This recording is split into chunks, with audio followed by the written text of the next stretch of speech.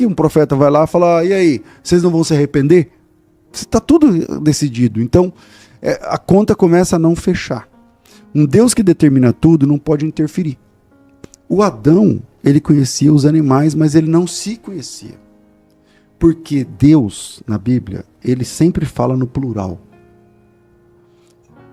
E o Adão não podia falar no plural. Quando chega a mulher, ele fala assim, essa agora é o osso dos meus ossos. Agora eu me vejo. Mas a primeira informação, depois do pecado, é o seguinte, e abriram-se os olhos de ambos e perceberam que estavam nus. O homem, depois do pecado, ele já não sabe o que ele expõe e a quem ele expõe. E a mulher também não sabe o que ela está expondo e a quem ela está expondo, o que ela pode mostrar. Então um vai se fechar para o outro. E há uma divisão. Algumas coisas que antigamente eram pecado deixaram de ser. E na Bíblia nós temos um Deus imutável, cuja natureza, a palavra e tal, não tem sombra de variação. Exato. Ou seja, o que mudou foi o conhecimento das pessoas e a busca pela base bíblica das coisas. Por exemplo, antigamente é pecado a mulher raspar os pelos, alguns pelos, em algumas partes do corpo, de alguns pelos, falaram, isso aqui não pode. Tá bom. Quem decidiu isso? Aí você tá, não, porque nós somos cristãos. Ok, vamos cumprir, vamos lá, tá. Ok, mas se você vai para o texto, aonde está escrito isso? Não, em lugar nenhum. Então nós temos, o problema é que nós tínhamos antes muitas, do que eu vou chamar aqui de doutrinas de homens. Um monte de gente volta numa mesa, decidiu que a mulher tem que usar saia. Para aquela época não cabia a mulher de calça jeans. Isso, então vamos falar que é de Deus usar saia. Eu entendo, historicamente falando, a calça jeans, ela entra num contexto de revolução, de não sei o que, década de 60, 50, 60, 70. A época dos hippies, do rock and roll. Aí, tipo assim, o crente não sei o que, porque não sei o que de maconha. Então, a gente faz uma força aqui pra gente tentar entender. Só que a doutrina bíblica, ela tem que brotar do texto bíblico.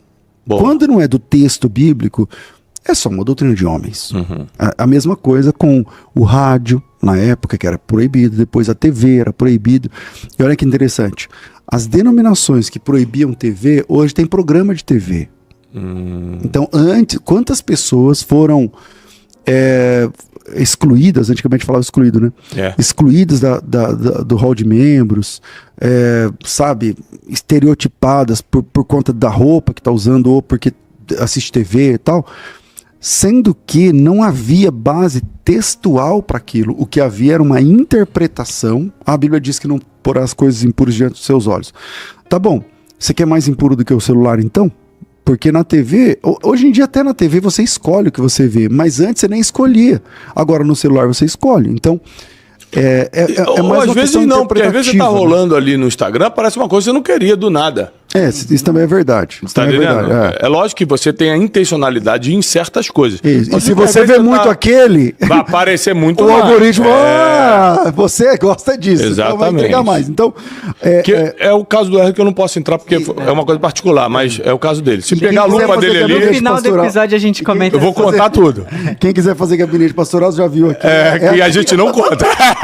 Já viu que aqui tem confiança total. O cara faz o gabinete e a gente não bruxa aqui. Então, gente, o Erlen confessou pra mim essa semana. Então a gente tem que separar o que é Bíblia e o que é... O pessoal fala costume, eu tô chamando de doutrina dos homens. Tá. Jesus Cristo lá em Mateus 15, ele fala o seguinte, olha... Muitas vezes vocês estão invalidando o mandamento bíblico por causa de doutrinas de homens. E o Brasil viveu isso, cara, muito. Entende? E na época de Jesus, os fariseus faziam muito isso, né? Era a especialidade deles. O texto de Mateus 15 é exatamente, porque Jesus é cerceado. Chega os fariseus e fala assim, pô, e aí seus discípulos não lavam as mãos para comer. Isso é um problema. Aí Jesus falou assim para eles, e aonde está escrito que tem que lavar a mão para comer? E não está escrito em lugar nenhum. Ou seja, esse lance de que tem que lavar a mão para comer não é da Torá, não é a lei de Moisés. Isso aí é o que os anciãos depois falaram. Só que para os judeus, o Talmud, a Mishnah, não sei o que, todo aquele monte de escritura judaica tem o mesmo peso de igualdade que a Bíblia. Então, Jesus disse, olha, na lei não está mandando, não lavaram a mão, mas eles não estão quebrando um mandamento. Só para explicar, para nós protestantes, a Bíblia tem uma centralidade, a gente tem a centralidade da Bíblia, não é isso? 66 livros, exatamente. Ou seja, os 66 livros, ou seja, o que está dentro do canão bíblico isso. É o que a gente acredita. É a palavra de Deus. É a palavra de Deus, e se não está escrito, a gente não acredita. Exatamente. E isso, veja, você tem Jesus dizendo o seguinte, o pessoal, mas seus discípulos não lavam a mão para comer. E eles, e onde está escrito? Em lugar nenhum. Então, isso é uma tradição dos homens. Então vamos lá, mandamento de Deus versus tradição dos homens. Aí Jesus levanta outra lebre, ele fala assim, e vocês, a Bíblia está dizendo que você tem que honrar o pai e a mãe. Isso é mandamento bíblico que está lá no Decálogo, está nos 10 mandamentos. Mas vocês quebram esse mandamento fazendo a tal da oferta que é Corban. E aí tem dentro da regra judaica uma oferta que você não pode resgatar. Tipo assim, você tem uma mãe doente que toma remédio para pressão. E aí você tem lá a oferta que você prometeu para Deus. Quando é uma oferta Corban, lá do hebraico, é uma oferta que não tem resgate, não tem volta. Você se comprometeu que você vai dar milão lá de oferta. Você não pode voltar atrás. Aí sua mãe chega e fala assim, não tem remédio para pressão, custa, sei lá, custa R$100. Aí você fala assim, pô, eu até tenho esse dinheiro, mas é Corban, é oferta ao Senhor. Então eu não posso dar assistência para minha mãe, porque eu tô nesse voto dessa oferta. Só que essa oferta não está na lei de Moisés, eles que inventaram. Então Jesus fala assim, ó, vocês invalidam o mandamento de Deus, que é honrar o pai e mãe, para cumprir regras dos homens. Isso aconteceu muito quando os fariseus cobravam Jesus em relação ao sábado, ao Shabat. E Jesus contestava dizendo o seguinte, então quer dizer que se uma ovelha de vocês caírem num buraco, um boi, uma vaca, você não vai socorrer? Exato. Ou seja, aí eu não posso socorrer uma vida humana? Exato. Então, Jesus confrontava com a realidade, Para os judeus, Jesus quebrava o sábado, mas Jesus não quebrava o sábado. Ele quebrava o sábado dos religiosos, entende? Então, não o sábado bíblico. Não o sábado bíblico. A gente tem que fazer traçar uma linha e falar assim, tá, o que é Bíblia e o que é doutrina dos homens? Mas qual é o problema? Nosso povo não lê a Bíblia. Nosso povo não lê a Bíblia. E como o nosso povo não lê a Bíblia, o que vale é o que as pessoas falam. Então, como que vale é o que as pessoas falam? As igrejas que cresceram no Brasil nos últimos 50 anos, 70 anos, são aquelas igrejas que pregam muitas vezes, aliás, boas igrejas, inclusive, mas que tem lá uma boa pitada de exageros, entendeu? De não toques, não redes, não manuseis, não pode isso, tal, mas por falta de conhecimento. E aí vem o profeta Oséias, o povo perece por falta de conhecimento. Jesus não ofende ninguém. Se as pessoas estão ofendidas com a igreja, não é por causa de Jesus. É por causa de alguma coisa que fizeram lá, que não tem nada a ver com Jesus ou com Deus, Jesus é Deus, mas foi algo humano que foi feito, uma regra exagerada, uma liderança abusiva, um tratamento, um comportamento equivocado, errado. Então, assim, como é que a gente pode fazer hoje? Quem não tem maturidade, velho, tipo assim, você tá numa igreja X. Então, primeiro, não existe igreja perfeita. Não existe igreja perfeita. Tem ser humano, tem erro. Se você achar uma igreja perfeita, branquinha, pequenininha, todo mundo se ama, não entre nela, que se o dia que você entrar, estraga. Vai estragar. Porque a gente... ninguém é perfeito. Então, quando acontece alguma coisa que você enxerga um problema, aí a pessoa tende a se decepcionar com Deus. Quer dizer, ela não leu, ela não percebeu. É uma questão de inteligência, que isso. O problema não foi com Deus, o problema foi com o pastor, pessoa, foi com o irmão, foi com o vizinho, foi com o cara que fez uma sociedade com ele na mesma igreja e deu ruim. Mas, infelizmente, tem muita gente decepcionada com Deus por conta das pessoas. Por falta de cognição, na verdade. De interpretação de fatos. Peraí, quem é o verdadeiro culpado aqui? Eu chamo isso de expansão da consciência. É quando você começa a entender o porquê das coisas. Por que aconteceu isso? Da onde veio essa confusão? Por que eu estou pensando isso que eu estou pensando? Da onde vem esse pensamento negativo? Por que o fulano fez tal coisa, eu fiquei tão ofendido se o que ele falou não foi tão sério? Aí você começa a se questionar, que é um dos princípios da inteligência, o questionamento. Você começa a pensar o porquê das coisas, você começa a ficar mais inteligente. Então não tem como você descobrir a verdade bíblica se você não afiar sua inteligência, tá? Te dou esse conselho porque por muitos anos eu tentei entender, eu tenho contato com a Bíblia desde criança, e eu só comecei a praticá-la de verdade há poucos anos, porque eu só comecei a entender mesmo agora, de poucos anos para cá, por isso comecei a pregar para você, porque eu comecei a entender um pouco mais. Então não entendo tudo ainda, mas o pouco que eu entendo eu consigo passar para vocês. Agora, comportamento que a gente está falando. O ser humano tem, e que principalmente o religioso, ele tem comportamentos, mesmo ele afirmando que é cristão, indo à igreja todo domingo, ele tem comportamentos que a Bíblia condena. Por exemplo, o egoísmo, a fofoca. Porque quando a gente pensa em comportamento, a gente às vezes pensa no pior, um adultério, um roubo, né? Mas na verdade existem comportamentos que a sociedade aceita, mas são condenáveis biblicamente. A inveja. Verdade. Né? Você falar mal dos outros. Glutonaria, velho. Glutonaria. Que ninguém fala. Exatamente. Ninguém fala. Glutonaria. Então existem coisas que passam desapercebidas e é uma falta de comportamento cristão, porque fere o que as escrituras nos orientam. Então, qual é a melhor forma do cristão hoje, além de estudar a palavra, é claro, se alinhar com o comportamento cristão em todas as áreas? Que pergunta top. Vamos lá. Quando todos nós nascemos, vamos teologar nesse assunto, todos nós nascemos pecadores. Nós somos frutos da queda. E ser fruto da queda significa que a nossa natureza ela é pecaminosa. Quer dizer, o que é natural para nós é pecar. Assim como a respiração, nós somos seres aeróbicos, então a respiração pra gente é natural, faz parte da nossa natureza, então a gente não sente que a gente tá respirando. Quantas vezes a gente respira? Ninguém sabe, ninguém lembra. Ninguém conta. Você não fica pensando, bom, agora eu tenho que encher meu pulmão. Agora, ninguém se esforça.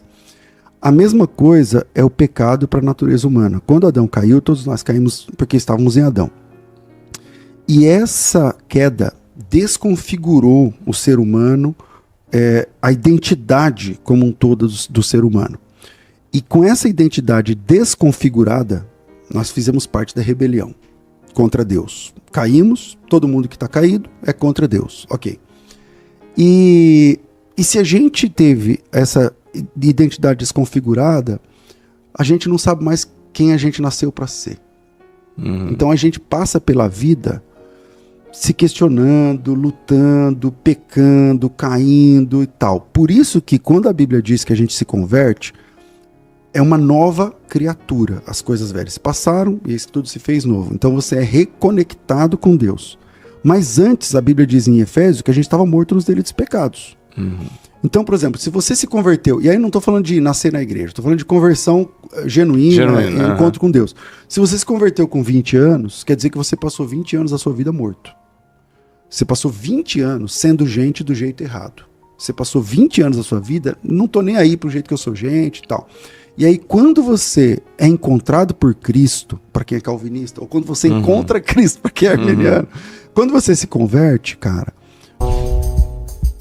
você é uma nova criatura. E aí há uma, vou chamar de reprogramação completa, a restauração da sua identidade.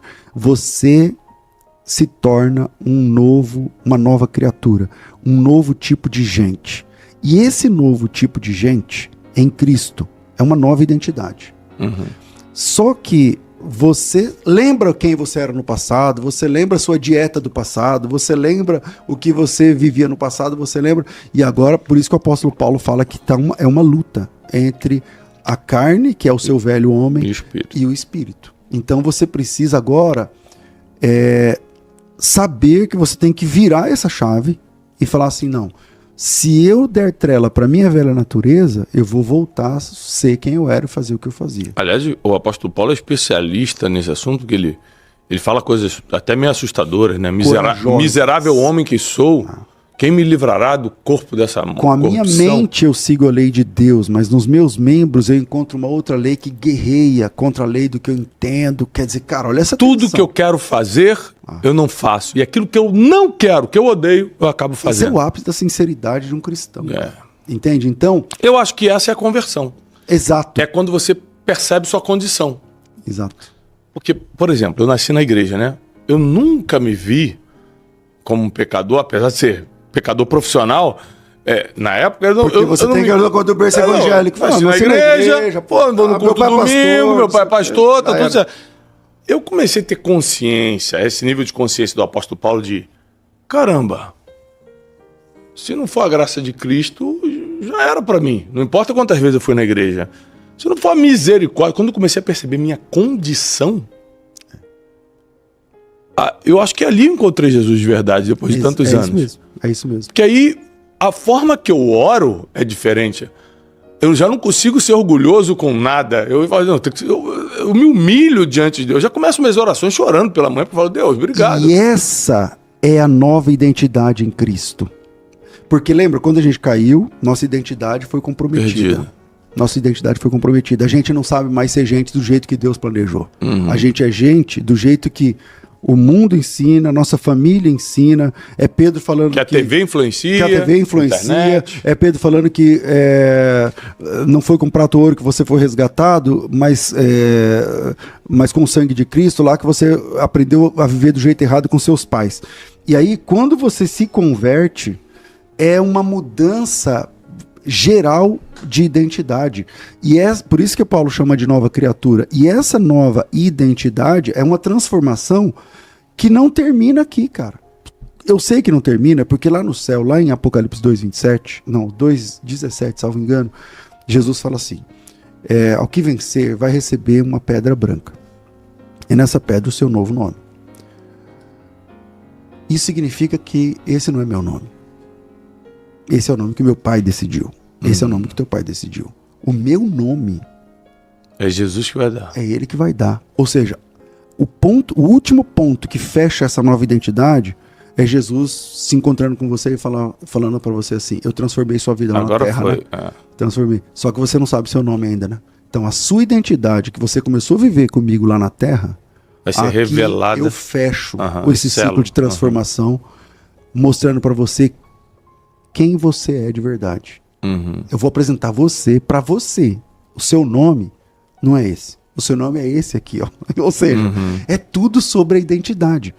Na queda, nossa identidade é perdida. Na conversão, nossa identidade é restaurada e começa uma luta entre a nossa nova identidade, e aí a santidade, santificação, a busca, a oração, o serviço, não sei o quê, e a tentação do outro lado.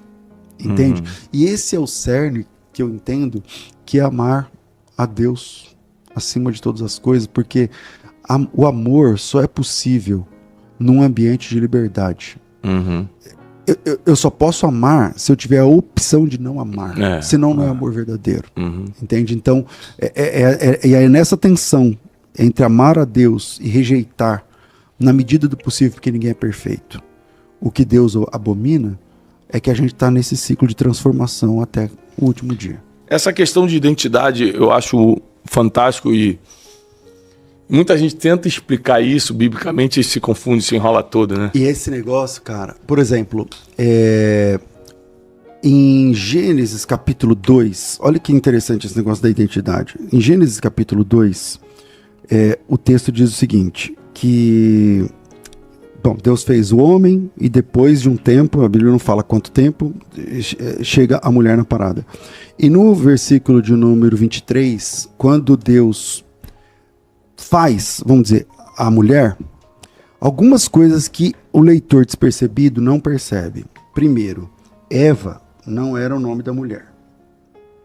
A mulher vai chamar Eva, mas depois da queda. Se você tiver uma Bíblia aí, coloca como chama, na busca, Eva. A primeira vez que a mulher vai ser chamada de Eva é depois da queda. E aí no versículo 23, o homem fala assim, esta é afinal, osso dos meus ossos, carne da minha carne, será chamada mulher, porque do homem foi tomada, tal.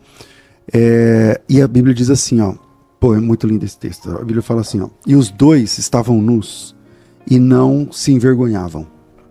E os dois estavam nus, ora, um e o outro, o homem e a sua mulher estavam nus e não se envergonhavam. Identidade. O Adão, ele tinha a tarefa de dar nome aos animais, ele conhecia a natureza profunda dos animais, tal, cuidava do jardim, só que ele era sozinho. Se ele era sozinho, ele não se via. Porque para a gente se ver e para a gente se conhecer, a gente precisa do outro. Como eu sei que o que eu faço está certo? Porque eu tenho que ter uma média. Um parâmetro. Um parâmetro. Sem um parâmetro, como eu sei se eu sou um bom marido ou um crápula? Como eu sei se eu sou... sei lá, se eu sou honesto... Bom cristão ou não? Bom crente ou não? Como eu sei se eu sou um homem de oração ou não? Como eu sei se eu sou um bom leitor ou não? Eu tenho que ter uma base. O Adão, ele conhecia os animais, mas ele não se conhecia. Porque Deus, na Bíblia, ele sempre fala no plural. E o Adão não podia falar no plural. O Adão nunca podia falar nós. O Adão não podia falar vamos. O Adão não podia falar temos. Ou seja, ele era incompleto. Quando chega a mulher, ele fala assim, essa agora é o osso dos meus ossos. Agora eu me vejo. Agora, e aí os dois estão nus e ninguém se envergonha. Mas a primeira informação, depois do pecado, é o seguinte, e abriram-se os olhos de ambos e perceberam que estavam nus. Ou seja, de novo vai bater na questão da identidade, porque o homem, depois do pecado, ele já não sabe o que ele expõe e a quem ele expõe. E a mulher também não sabe o que ela está expondo e a quem ela está expondo, o que ela pode mostrar. Então um vai se fechar para o outro e há uma divisão. E tem um texto, Brunet, sobre esse lance da identidade que eu quero... Porque às vezes a pessoa lê a Bíblia rapidamente e não percebe. O texto diz o seguinte, Gênesis 5. Este é o livro da... Você que está ouvindo aí, se liga nesse texto. Esse é o livro da genealogia de Adão. No dia em que Deus criou o homem, a semelhança de Deus o fez. Homem e mulher os criou e os abençoou e lhes chamou pelo nome de Adão, no dia em que foram criados. Gênesis capítulo 5, versículo 2. Era uma unidade. O casal era uma unidade. O casal era uma unidade. Quando entrou o pecado, essa unidade é quebrada. E essa unidade é quebrada, a primeira vez que Deus vai tratar os dois como diferentes é depois do pecado. Ou seja, o pecado bagunçou com a identidade e quebrou a unidade humana.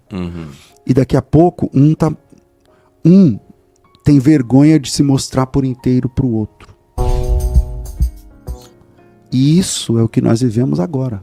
Porque nós somos a geração que paga a terapia e mente pro terapeuta. Você paga para mentir pro cara. Claro. Você vai falar tudo? Não. Então você marca com o padre, pro padre ouvir sua confissão e você mente pro padre sob juramento. Você marca o gabinete pastoral com o pastor e você mente pro pastor. Desde quando acontece isso? Desde quando a nossa unidade foi quebrada e aí nós entramos em estado de guerra. E aí eu não sei se eu posso falar tudo para você, porque eu não sei o que você vai fazer com essa informação. Eu percebo que eu tô nu, eu não vou me mostrar para você. Eu não vou mostrar tudo, eu não vou falar tudo que eu sou, eu não vou falar tudo que eu tenho, eu não vou falar tudo que eu posso. E esse estado de guerra é a mãe de todas as guerras, seja ela bélica, porque, vamos lá, você pega a guerra da Ucrânia e da Rússia. Que todos eles são da União Soviética. A gente tá ficando velho. Há 40 anos atrás era tudo União Soviética. Ou seja, é um cara pegando um canhão, mirando no irmão dele, apertando o botão e matando. Pega Gaza e Israel. Pega qualquer guerra que você quiser. É irmão matando irmão. Por quê? Porque eu não quero mais me mostrar todo quem eu sou. Você não pode saber tudo sobre mim. Você não vai falar tudo sobre você. Eu não vou falar tudo sobre mim. E vira isso, cara. Então, o pecado... E muitos casamentos estão assim, né? Qual o problema? É meu dinheiro e seu dinheiro. É meu carro e teu carro. É minha rede e sua rede. Meus segredos e teus segredos. Exatamente. Minha senha, meu celular, minha senha de celular, tua senha de celular. Quer dizer, então não é um casamento, é uma sociedade. É uma sócia. Você tem uma sócia, não tem uma esposa. E olha lá, às vezes nem porque a essência do casal lá é o seguinte: essa é o osso dos meus ossos. Ela sou eu. Ela sou eu. A primeira coisa que acontece depois do pecado, Deus falou assim para Adão, e quem mostrou que você estava nu? Não, foi ela, a mulher que o Senhor me deu. Quer dizer, um dia antes ele estava dizendo, ela e eu somos uma coisa só. Agora ele está dizendo, não, ela é ela, resolve com ela. Ou seja, isso é fruto do pecado. O pecado entrou e quebrou a unidade humana. A unidade humana quebrada, a gente não dá mais... a gente não fala mais toda a verdade.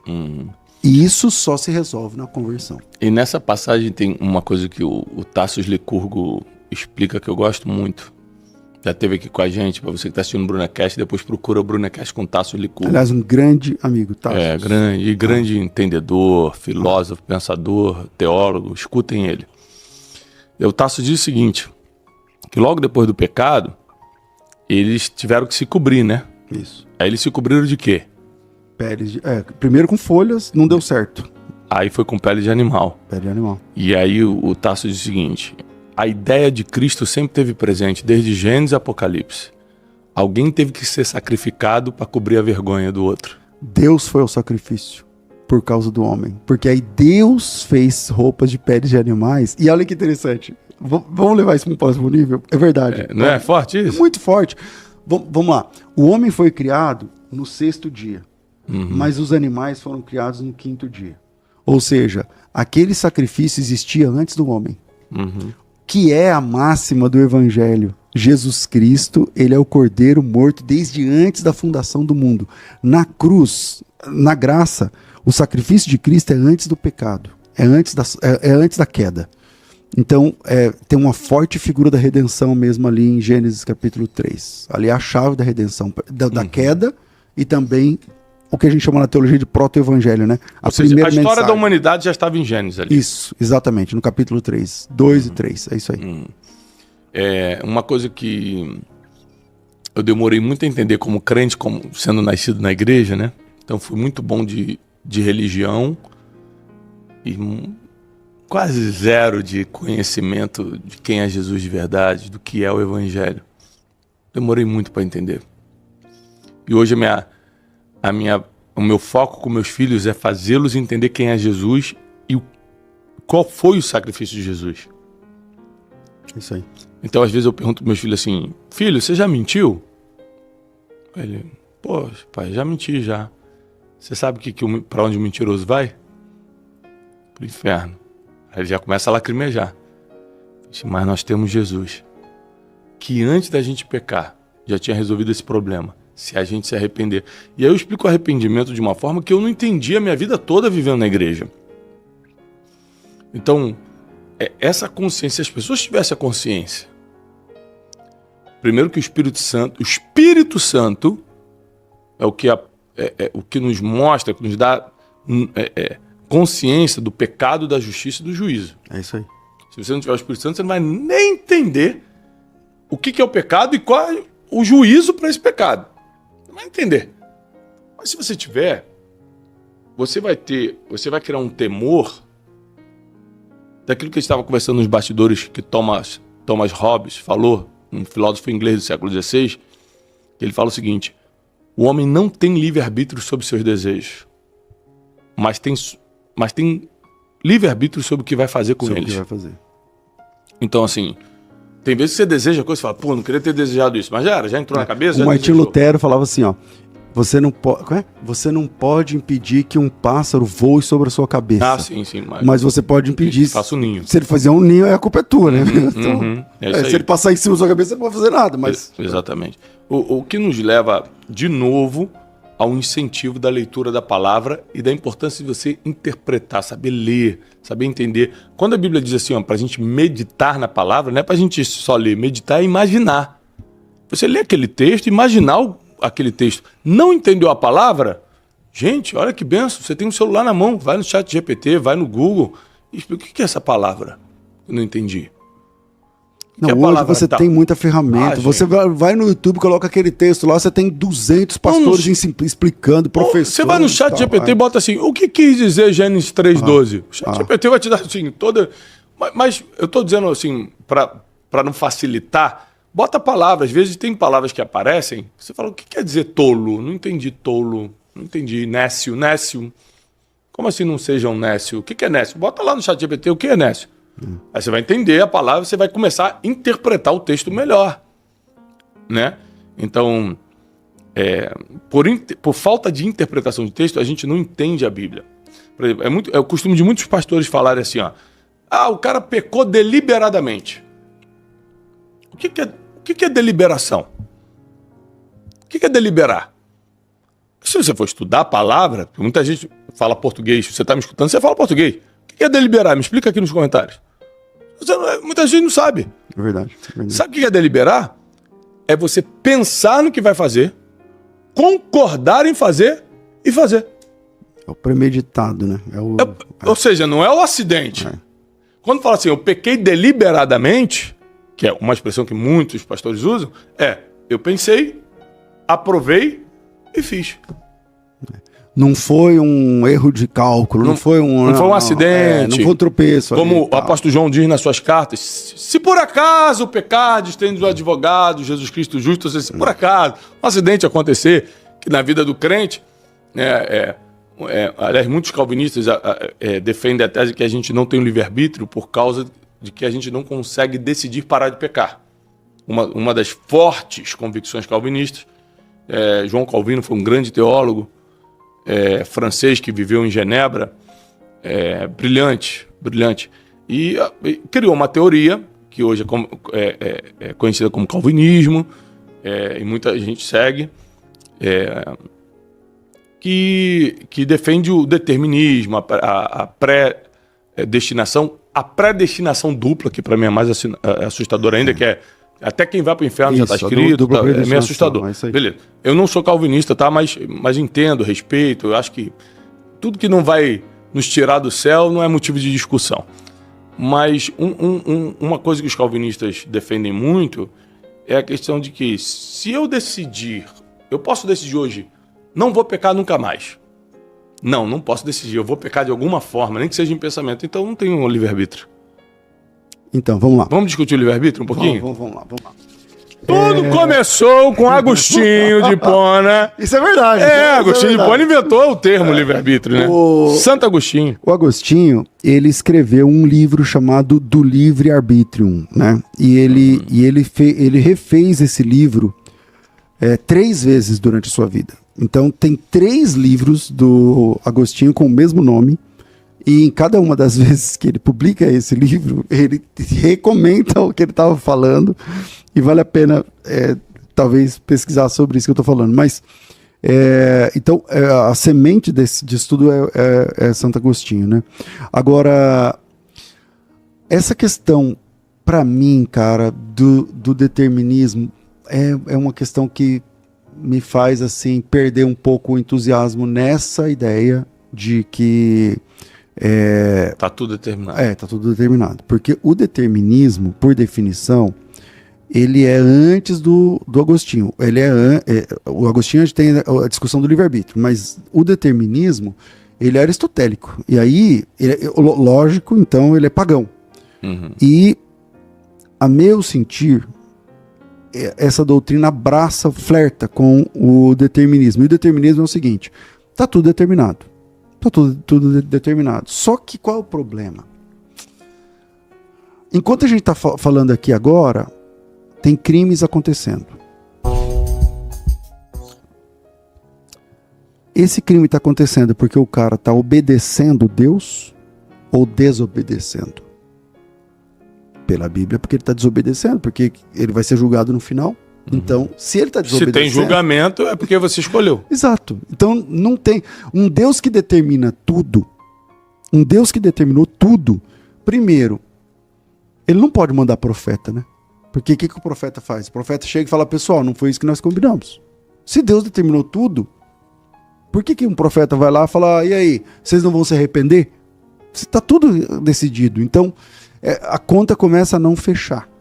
Um Deus que determina tudo não pode interferir, porque ele determinou. Mas, por um lado, eu entendo, não o determinismo, mas eu entendo muito, assim, eu sou um estudioso, eu tento entender todos os lados. Uhum. Tem muita coisa que o calvinismo defende que eu sinto, cara, é mais ou menos isso mesmo. Por exemplo, será que não foi Jesus que me achou? Claro que foi. Exato, eu concordo. Porque, tipo assim, será que eu procuraria se ele não tivesse misericórdia me mostrado de alguma forma? Porque eu nasci no evangelho, isso não quer dizer que eu conhecia Jesus. Uhum. Eu ia na igreja. De alguma forma, Deus me encontrou. Não, Jesus disse: ninguém vem a ele se o Pai não revelar. Então aí tem coisas que têm sentido. O que eu acho? Eu sou um cara sempre do meio. Na época de política, o pessoal me chama de isentão. Porque política eu não me manifesto. Só, você é um isentão, você não assume lado nenhum. Mas não é que... O da direita fala que você é da esquerda. Da esquerda fala que você é de direita. Não é isso, é porque eu acredito muito, assim, que não existe um extremo que seja a verdade. Eu sempre acredito que existe um meio termo. Eu gosto muito de alguns pontos do calvinismo, por exemplo, da glória de Deus, né? A exaltação da glória de Deus. A centralidade da palavra. Soberania e tal. Beleza. Soberania. Agora, a dupla predestinação, para mim, é complicado. Pesada. E essa questão do determinismo. Foi Deus que determinou tudo. Porque Deus determinou tudo. Tá, tem coisa que está acontecendo, então, na minha opinião, pode ser que me falte estudar mais sobre isso, mas na minha opinião, é uma leitura errada do que é onisciência. Porque a onisciência, para o determinista, significa, pensa Deus falando assim, eu sei tudo. Aí você pergunta assim, o senhor sabe tudo o quê? Tudo que está acontecendo. Tá. Sobre todos? Sobre todos. Por que o senhor sabe tudo? Porque eu determinei. Então eu sei tudo. Só que isso não é onisciência. Por exemplo, você acabou de apresentar seu livro. Um grande livro, campeão aí de vendas no Brasil. Sabe? Ok. Aí eu pergunto, empresta aqui. Aí eu pergunto assim, pô, Thiago, parabéns pelo livro, tal, ganha o mundo, obrigado. Ganha o mundo sem perder a alma, tal. Cara, aqui, quando você fala aqui na página, o que você quer dizer? Não, aí eu tô dizendo isso, isso e isso. Tá, como é que termina esse livro? Termina assim. Como é que você sabe? Você fala, pô, eu escrevi o livro. Então eu sei tudo que tem escrito nesse livro. Eu escrevi cada palavra. Então eu sei tudo. Mas isso não faz de você onisciente. Entende? Então, na minha leitura, repito, pode ser que me falte estudar mais sobre isso, esse determinismo mexe com a onisciência de Deus. Porque é diferente de você me dar o livro e eu falar assim pra você, pô, legal esse livro, hein? Termina assim, né? Tal, tal, tal. Aí você fala assim, ué, termina, mas eu acabei de escrever o livro, como que você sabe? Aí eu digo pra você, porque eu sei tudo. Eu sei tudo. Então, onisciência é saber tudo sobre todos, o tempo todo, em qualquer tempo, sem necessariamente ter determinado aquilo. Aliás, sem necessariamente concordar com aquilo. Na presciência você acredita, ou seja, Deus sabe, ele é presciente do caminho que eu vou tomar daqui a 5 anos. Ele é onisciente, ele sabe tudo sobre todos, mas não significa que foi ele que determinou. O fato de Deus saber tudo que você vai fazer não significa que ele concorda com tudo que você vai fazer. Por isso não, vai ter. Isso por é isso, lógico. Mas não é lógico no calvinismo. Não é lógico, pelo menos no ultracalvinismo. Porque para os irmãos que apostam nessa ideia da dupla predestinação, ele sabe porque ele decretou tudo. Só que ele decretar tudo, tipo assim, eu sei tudo que vai acontecer. Por quê? Porque eu decretei. Pô, então isso não faz do senhor onisciente. Aliás, além do senhor não ser onisciente, tudo que o senhor faz te compromete. Porque foi o senhor... Tá acontecendo um crime agora, não tá? Tá. Foi o senhor que mandou? Foi. E o senhor ainda vai julgar o cara? Porque nesse mundo, nessa lógica, o Judas tem argumento. O Judas vai chegar e falar assim, peraí, eu tô indo pro inferno, mas tá errado, porque... Eu não escolhi isso, foi você que mandou? Não, o senhor me fez pra fazer isso. Qual é o lugar de quem só obedece? Eu só obedeci. Então, como que eu vou ser? Não, isso a gente fala até na lógica da riqueza, que esse livro aqui trata de riqueza e espiritualidade, né, e eternidade também. Então, você já escutou alguma história de pobre que virou rico? Alguns, já. Claro. Para quem não sabe, 80% das pessoas que são ricas hoje vieram do nada, não são herdeiros. Isso. Só 20% ou são herdeiros, ou ganharam na loteria, ou tiveram acesso a riquezas ilegais. E uma grande percentual dos herdeiros também fazem o caminho de volta, mas é outro assunto. Pobre, exatamente. Então, peraí. Se eu nasci pobre e fiquei rico, eu tive que fazer alguma coisa para isso. Então, essa questão da predestinação e da dupla predestinação, se a gente for levar para o lado financeiro, não tem sentido algum, Não tem. Porque depende completamente do que eu vou fazer. Exato. Depende completamente da minha mentalidade, da minha capacidade pessoal, de que tipo de serviço ou produto eu vou escolher para vender, para fazer. Mas da minha disposição e disciplina diária. Começa com tudo que você falou, com a mentalidade. Começa com a mentalidade, porque você não pôde escolher seus pais, você não pôde escolher seu passado, você não pôde escolher suas origens, mas você pode escolher seus mentores.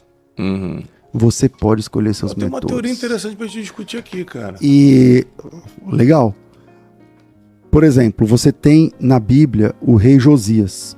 O rei Josias, ele é filho de Amon, que era um rei terrível, que é filho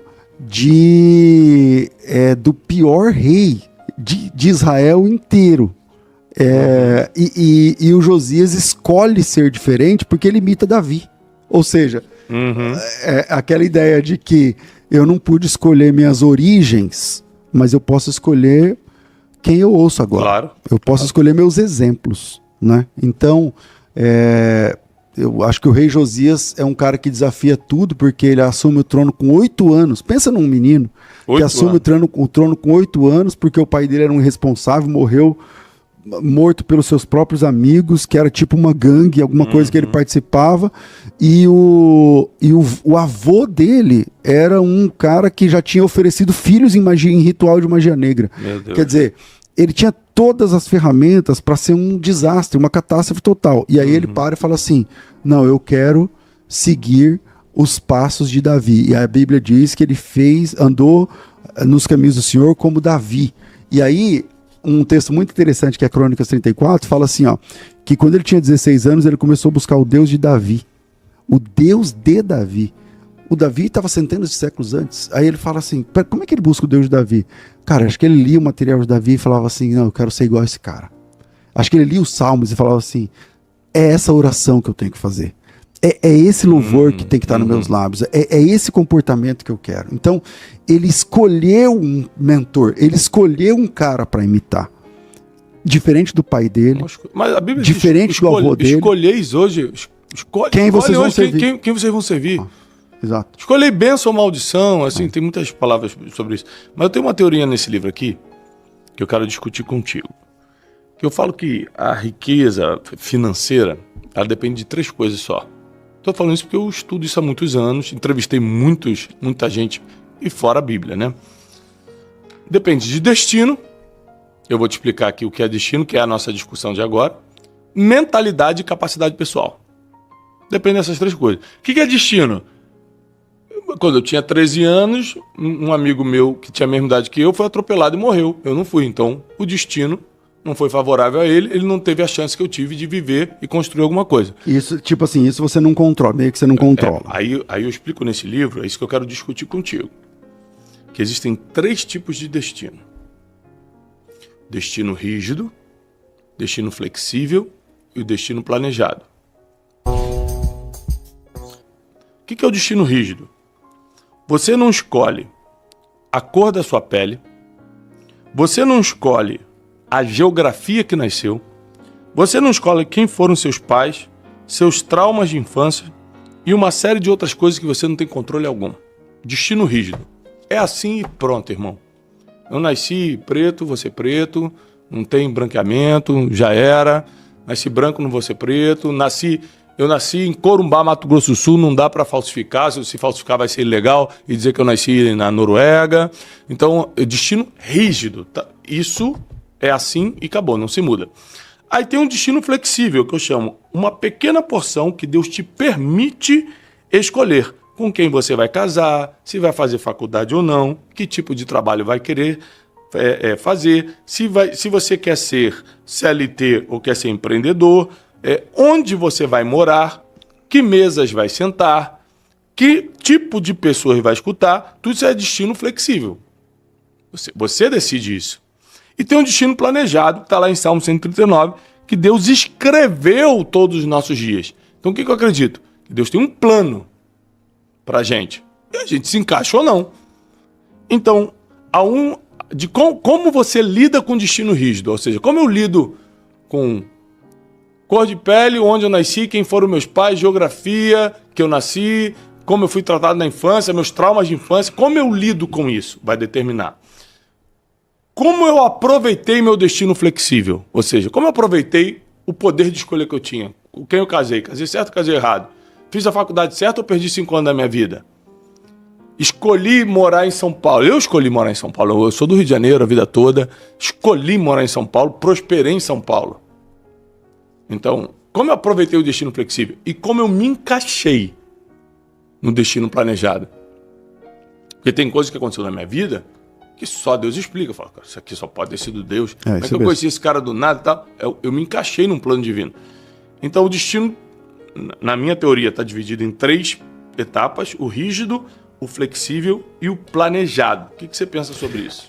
Agora há pouco a gente estava falando sobre a ideia da identidade. Lembra que quando Adão caiu, todos nós caímos, e a nossa identidade ela foi desconfigurada.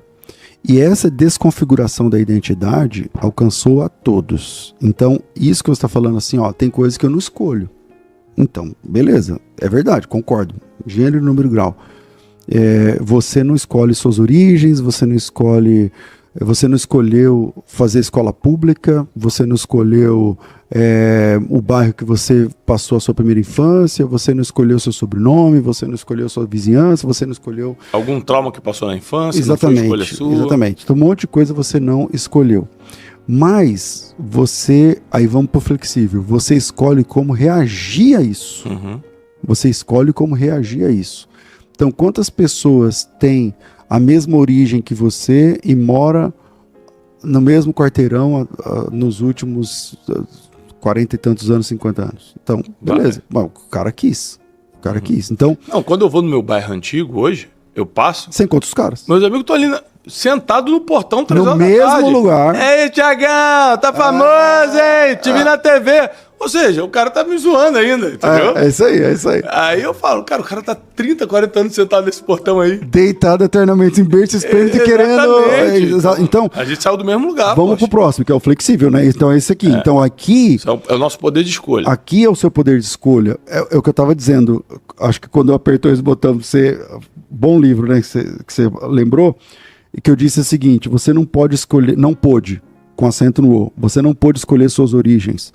Mas você pode escolher seu final. Você não pôde escolher seus pais, seus primeiros... Mas você pode escolher seus mentores. E isso... Você pode escolher sua esposa, seu esposo. Isso muda tudo. Porque o rei Josias, ele tinha um pai que era de uma gangue, ele tinha um avô que é o Manassés, que foi o pior cara que existiu. É um cara mais abjeto que sentou no trono de Israel. O Manassés fechou o templo e colocou prostitutas lá dentro para fazer programa. Tá na Bíblia isso. Não é da minha cabeça nem da história. Não. Tá na Bíblia isso aí. Ele colocou imagens de coisas, de astros, não sei o que, dentro do templo. Você entendeu? Então, foi o pior rei de Israel. Blasfemou. Foi o pior rei de Israel. Aí você tem um avô que queimou filhos em rituais de magia negra. Você tem o pai, que é o cara de uma gangue que desrespeitava mulheres e tal. E aí ele senta no trono. O que o pessoal ia falar? Esse cara aí tá fadado ao fracasso. Fruto do meio, Esse cara aí é fadado ao fracasso.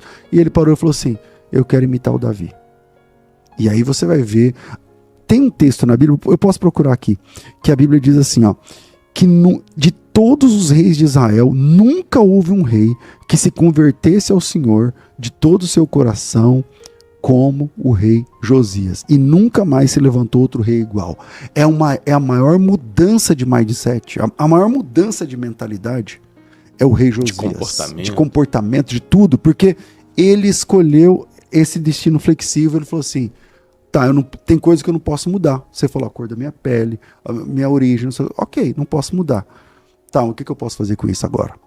O que eu posso fazer agora? Então, o cara que está ouvindo isso aqui agora, quanto tempo você fica na internet? Então, não sou contra a internet, não. Tá, mas você fica fazendo o que mesmo na internet? Porque você pode usar esse mesmo tempo para se capacitar. Você pode usar esse mesmo tempo para... Cara, troca de mesa, velho. Senta com outros caras. Ouve outras pessoas. Você pode crescer ainda. Isso se chama expansão de mentalidade. Isso é maravilhoso. Se você não fizer isso por você, ninguém vai fazer. Então, esse flexível... É tudo, é isso exatamente o que a Bíblia diz. A Bíblia está mostrando o texto de Josias, o exemplo de Josias e tantos outros. E o último que você falou O destino planejado. É quando você vai se encaixando, né? Você buscou capacitação, então tem o que Deus quer para você. Mas tem um monte de coisa que Deus quer para mim que eu preciso, por exemplo, adianta Deus me dar um carro se eu não tenho carta para dirigir o carro? Uhum. Então eu tenho que me preparar. Entende? Então aí entra o Se não tem capacidade pessoal, você não se encaixa, né? Exato. Se não tem sensibilidade espiritual. Porque quantas decisões eu tomei, César, na vida, usando meu poder de escolha, mas orientado divinamente. Por exemplo, quando eu me mudei do Rio para São Paulo, eu não tomei a decisão emocionalmente. Foi uma orientação divina, eu recebi uma palavra. Então, a minha sensibilidade espiritual me fez entender um comando divino, eu me encaixei nesse plano, tomei a decisão, aí foi livre escolha, entrei no caminhão com as minhas pouquinhas coisinhas que eu estava quebrado na época e vim para São Paulo. E minha vida mudou. Em todos os sentidos. Então, para mim faz muito sentido essa questão que Deus tem um plano, eu me encaixo se eu quiser, eu tenho uma porção de escolha que se chama destino flexível e tem coisas que eu não posso mudar porque já foi, destino rígido. Exatamente. E aí eu explico que a nossa vida financeira está muito ligada a como a gente age e reage diante desses 3 destinos. E fora o destino tem mais 2 coisas. Exatamente. Tem coisas que você matou aqui nesses 3, porque tem coisas que você se prepara. Uma vez, não sei, eu vou falar um nome, já vou falar bem. Eu entrevistei o Janguier. Uhum. E quando terminou, eu tava com a blusa da minha escola. Eu trabalho na rádio, a rádio tava, hoje é esse aqui, tal. Fui lá, entrevistei, tal, ele falou lá as coisas que ele fala lá, tal, não sei o quê. Aí terminou, ele saiu. Pra não ficar muito cheio de gente, tal, eu deixei lá no elevador, tal. Deu uns 15 minutos depois, eu desci pra almoçar. Ele ainda tava no elevador, deu problema no elevador, ele ficou lá parado no elevador e não descia. Aí tava só ele. Aí eu entrei, aí descemos quieto. Aí ele falou assim: essa escola aí é qual? Eu falei: é uma escola nossa de teologia. Quantos alunos tem? Eu falei: tantos mil alunos. Aí eu falei: você não interessa fazer uma parceria comigo? Eu falei: vamos conversar. Eu falei: então que hora que a gente pode almoçar amanhã? Aí, no outro dia, quais as possibilidades de um cara bilionário, não sei o que, tal. Então tem coisas que você não controla. Tem um grupo educacional enorme. Um dos maiores. Aí, quer dizer, então tem coisas que Deus está falando, isso aqui não é porque você é bom, não é porque... Tá aí, isso é um presente. Vamos ver o que você vai fazer com isso. Mas se você também não tiver preparo, se você não tiver tudo, se você não tiver estudado, se você não tivesse... Então aquilo ali vira só uma conversa de elevador. Ou pode virar uma parceria como virou. Então, você tem essa questão de se preparar para viver aquilo que Deus também promove para você. E tem um lado contrário também, por exemplo, no caso de Sansão. A Bíblia diz que Deus escolheu ele para ser juiz em Israel, nazireu e tal. E aí quando ele começa a se interessar por mulheres, ele escolhe uma mulher de outro povo, os pais falam para ele: não faça isso. Não é isso que Deus planejou para você. Ele fala: eu quero. Vai ser essa. E ali começa a destruição dele, porque ele começa a envolver com várias mulheres até cair na mão de Dalila e aí já era, acabar com ele. Então você vê que a vida é feita desses destinos. O destino rígido foi favorável com ele, porque ele nasceu numa família temente a Deus, destinado a ser um juiz em Israel, tinha bons pais, ou seja, o destino rígido foi favorável. Deus deu para ele o que não deu para ninguém, aquela força terrível. Ou seja, ele que usou o destino flexível de forma errada. Que a maioria das pessoas é o contrário. O destino rígido foi desfavorável. Nasci na favela, tive problema na vida, fui molestado na infância, meu pai me abandonou, eu não conhecia, nasci numa família que não conhecia Jesus. Geralmente é desfavorável. E você vai tomando decisões dentro do seu destino flexível que vai melhorando a tua vida. Tem uma frase do Marco Aurélio, eu não sou muito da filosofia, mas... Marco Aurélio, o imperador romano, estoico, muito forte. Eu gosto... Meditações, o nome do livro. Isso, Meditações. Que ele fala o seguinte, que quando você está andando no caminho e tem um obstáculo, você tem 2 opções. Ou você fica reclamando, isso aqui não dá para passar, ou você entende o obstáculo como parte do caminho. E aí no fim da frase ele fala assim: na verdade o obstáculo é o caminho. Se você nasce numa situação desfavorável, não sei o que, você entende, bom, isso aqui esse obstáculo é o caminho. cara, você vai ter mais musculatura do que os outros, você vai ter mais história do que os outros, você vai ter mais condições do que os outros, porque aquilo vai te dar uma musculatura, ou sei lá, espiritual, porque você precisou orar, ou intelectual, porque você precisou estudar, ou física, porque você precisava levantar mais cedo, e isso pode te impulsionar, quer dizer, aquilo que parece ser negativo, no fim, pode ter os ingredientes que você precisava para romper aquilo que você não romperia se você fosse filhinho de papai. Uhum. Você tá entendendo? Claro. Então essa frase do Marco Aurélio é muito interessante. Ele fala que o obstáculo é o caminho. E outra coisa, em cima disso que você está falando dos obstáculos, nesse livro Ganhe o Mundo Sem Perder a Alma, eu conto a história de 2 caras, eu vou contar o do brasileiro, Marcos Rossi. Já até teve aqui no Brunecast. Marcos Rossi nasceu sem os 2 braços, sem as 2 pernas.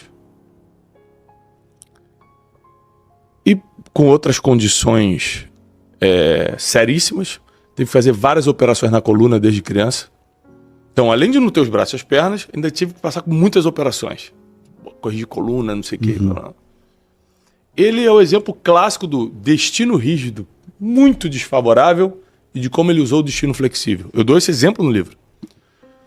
Ele pensou, eu posso ficar a vida toda aqui reclamando porque eu nasci assim, e não vai mudar nada. Eu posso fazer algo usando isso como vantagem.